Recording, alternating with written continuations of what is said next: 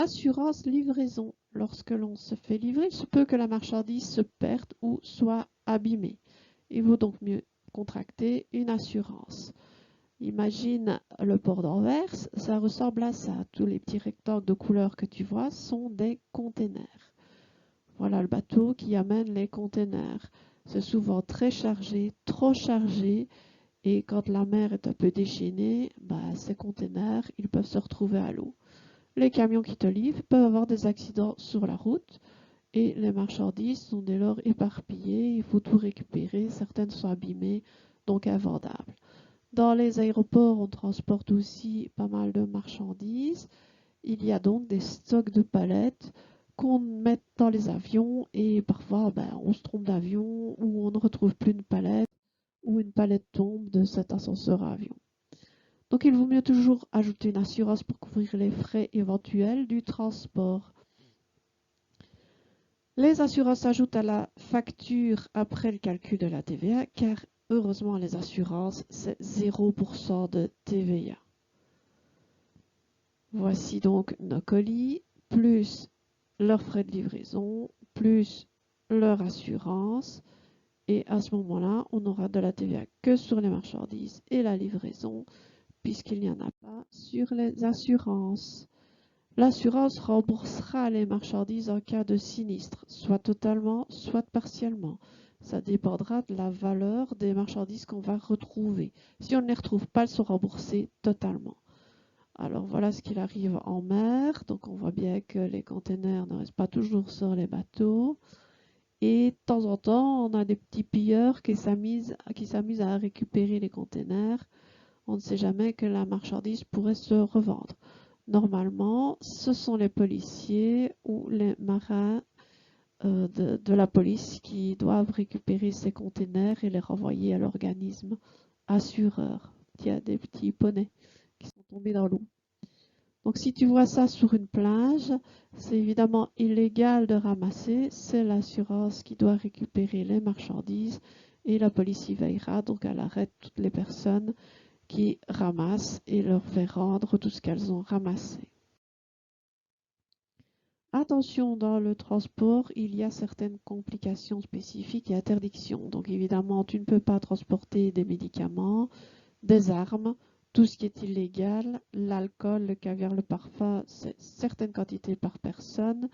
Les animaux vivants doivent passer via des documents et un transport spécifique avec des mises en quarantaine qui peuvent être exigées.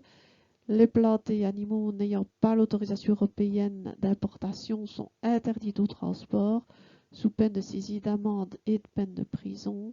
L'argent liquide au-dessus de certains montants, au-dessus de certains montants pour éviter le transfert d'argent noir. Et en avion, tout ce qui peut servir d'arme.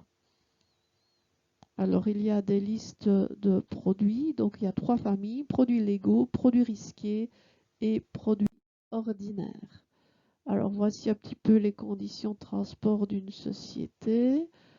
Alors elle respecte la législation en vigueur et elle demande que le client n'envoie pas dans ses colis des stupéfiants, des produits et objets à caractère pédophile, donc illégal, des produits contenant des substances dangereuses comme le nickel, des biberons jouets pour enfants contenant du bisphénol A aujourd'hui interdit en Europe, l'amiante ou les produits à base d'amiante interdits parce que cancérigènes, les produits de contrefaçon, comme les médicaments, jouets, appareils électroniques, pièces détachées, etc. Les animaux en voie de disparition, l'ivoire et les produits à base d'ivoire interdits de commerce, les espèces végétales protégées et toute une série d'autres choses comme les munitions, les armes à feu, les composés de mercure, les déchets dangereux, les matières biologiques infectieuses, les matières explosives, radioactives, corrosives, tout ce qui est batterie, aérosol, extincteur, tout ça évidemment peut exploser, donc c'est très dangereux. Les moteurs boîte de vitesse non vidangés, l'huile moteur est très polluante. Alors les colis évidemment qui sont humides, présentent des fuites, etc. ou des odeurs douteuses seront mis automatiquement de côté. Il est interdit de transporter les animaux vivants, les trophées de chasse, les graines et semences, l'argent liquide, les pierres précieuses, les lingots de métal précieux comme l'or qui requièrent l'intervention de convoyeurs de fonds spécialisés. Les restes humains ou cendres funéraires sont évidemment interdits. Les biens culturels ayant un intérêt pour le patrimoine national, comme les pièces d'art, imagine dans les pyramides qu'on a retrouvé des momies et des sarcophages dorés, ben, tout ça on ne peut pas ramener sans autorisation spécifique, ça doit être ramené par un musée uniquement. Le matériel pornographique. Alors évidemment, si tu transportes ces marchandises sans autorisation spécifique, c'est passible de peine de prison, d'amende et de saisie. Le problème, c'est que toi, tu ne le feras pas de ta propre volonté, mais dans les aéroports, on utilise ce qu'on appelle des mules. Donc, tu as déposé ton sac, ben, le temps de prendre tes billets, le temps que ton sac est déposé, quelqu'un vient déposer dedans un paquet de drogue ou des diamants, et quand tu vas te faire fouiller, tu n'es pas au courant, mais toi, tu transportes. Et donc, à l'arrivée, tu te fais fouiller, on voit que tu as des produits illicites, et c'est toi qui iras en prison. Donc, sois prudent quand tu vas dans l'aéroport. Il faut bien fermer les sacs et toujours avoir un œil dessus. La douane a donc une mission sécuritaire.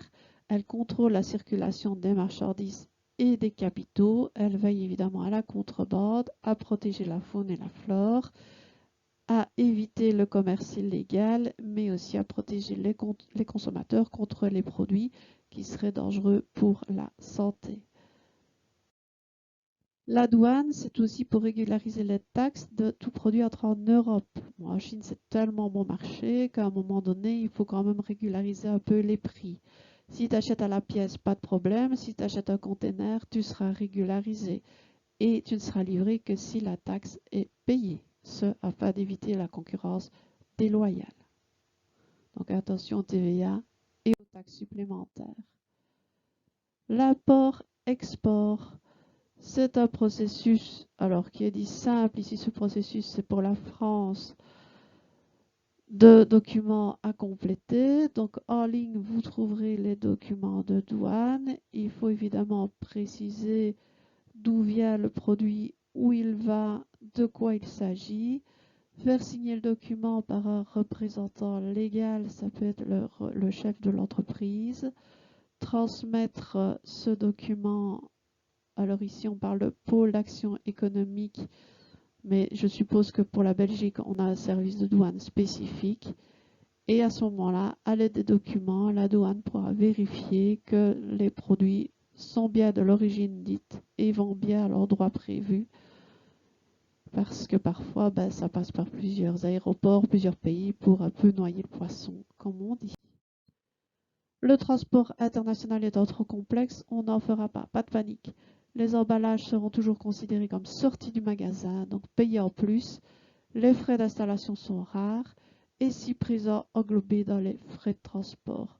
Donc pour la facture, tu ne te tracasses pas, on restera sur des cas simples d'emballage et de frais de transport. À bientôt.